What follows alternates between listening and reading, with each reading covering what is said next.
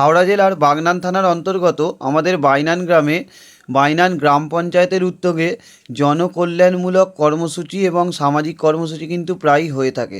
তাই আজ এরকম একটি উদাহরণস্বরূপ এই যে দাদাকে তোমরা দেখতে পাচ্ছ ভিডিওতে, এই দাদা কিন্তু আজকে এসেছিল যে আমাদের বাড়ির আশেপাশে যে সমস্ত খানা বা যে সমস্ত মানে গ্যাঞ্জা এলাকাগুলো রয়েছে সেই জায়গাতে কিন্তু তোমার স্প্রে করতে, যাতে করে এখানকার যে সমস্ত মশার যে লার্ভা সেগুলো যেমন নষ্ট হয়, সাথে সাথে বিভিন্ন রোগ জীবাণু যাতে নষ্ট হয়, ঠিক আছে?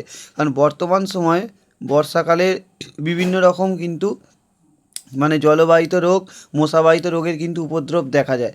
তো বাইনান গ্রাম পঞ্চায়েতকে ধন্যবাদ জানাই যে এত ভালো একটা জনকল্যাণমূলক কর্মসূচি করার জন্য।